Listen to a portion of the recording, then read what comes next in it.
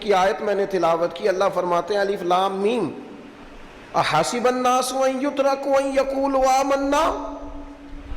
اللہ فرماتے ہیں کہ لوگوں نے یہ گمان کیا ہے کہ انہیں چھوڑ دیا جائے گا صرف یہ کہہ دینے پر کہ ہم ایمان لے آئے.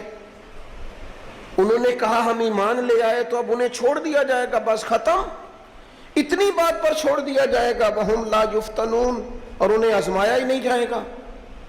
فرمایا ایمان لانے کے بعد صرف ایمان پر ہی تمہیں چھوڑا نہیں جائے گا بلکہ تمہیں آزمایا جائے گا, تمہاری آزمائش ہوگی. کس طرح؟ وَلَنَبْلُوَنَّكُمْ بِشَيْءٍ مِّنَ الْخَوْفِ وَالْجُوعِ وَنَقْصٍ مِّنَ الْأَمْوَالِ وَالْأَنفُسِ وَالثَّمَرَاتِ. تمہیں کسی نہ کسی ایک چیز سے ضرور آزمائیں گے, یا خوف سے آزمائیں گے, بھوک سے آزمائیں گے, جانوں اور مالوں کی کمی سے, پھلوں کی کمی سے آزمائیں گے. اور یہ پھلوں کی کمی سے مراد, علماء تفسیر نے لکھا اس سے مراد اولاد کا انتقال کر جانا بھی ہے, وہ بھی پھل ہوتی ہے. تمہیں آزمائیں گے اور اگر تم پورے اترے تو وَبَشِّرِ الصَّابِرِينَ. رب فرماتا ہے محبوب پھر صبر کرنے والوں کو میری رحمت کی خوشخبری سنا دے, پھر انہیں خوشخبری دے دے میرے کرم کی. میرے عزیز, زندگی میں آزمایا جائے گا. نبی اکرم نور مجسم شفیع معظم صلی اللہ علیہ وسلم کی بارگاہ میں حضرت خباب بن ارت رضی اللہ تعالیٰ عنہ حاضر ہوئے. حضور خانہ کعبہ کے ساتھ ٹیک لگائے بیٹھے تھے تو حضرت خباب عرض کرنے لگے یا رسول اللہ اتنی تکلیفیں آ رہی ہیں, کافر اتنا ستا رہے ہیں, ہمیں پریشان کیا جا رہا ہے, ہم سخت آزمائش میں. حضور آپ اللہ کی بارگاہ میں دعا کیوں نہیں کرتے ہمارے لیے؟ تو نبی پاک علیہ السلام فرمانے لگے تم سے پہلے لوگوں کا حال پتہ کیا تھا؟ یہ صحیح حدیث بخاری میں موجود ہے. فرمایا تم سے پہلے لوگوں کا حال یہ تھا کہ انہیں گڑھے کے اندر رکھ کے ان کے جسم کو مٹی سے دبا کے پھر ان کے سروں پر آریاں رکھ کے چیر دیا جاتا تھا, لیکن پھر بھی وہ اپنے دین سے ہٹا نہیں کرتے.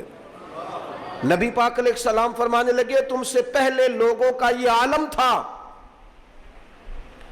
کہ ان کے جسم لوہے کی کنگھیوں سے کریت دیے جاتے تھے, ان کا گوشت اتار دیا جاتا تھا, لیکن وہ اپنے دین سے ہٹنے کو تیار نہیں ہوتے تھے. یاری تیری سونے پر ازمائشاں تیریاں اگ, اے سونا پرکھیا جامدہ ہی پہلو نال اگاں دے لگ. اپنی زندگی میں تیار رہیں, ذہنی طور پر آزمائش کے لیے تیار رہیں, مزاج بنائیں. جب بندہ پہلے سے تیار ہوتا ہے نا, اس کا خیال ہوتا ہے کہ آزمائش آ گئی تو میں نے صبر کرنا ہے, پہلے سے اس کی تیاری ہوتی ہے, پھر وہ ذرا گھبراتا نہیں, پریشان نہیں. ہم تیار نہیں ہیں ذہنی طور پر. ہر بندے کو سکھ چاہیے, ہر بندے کو.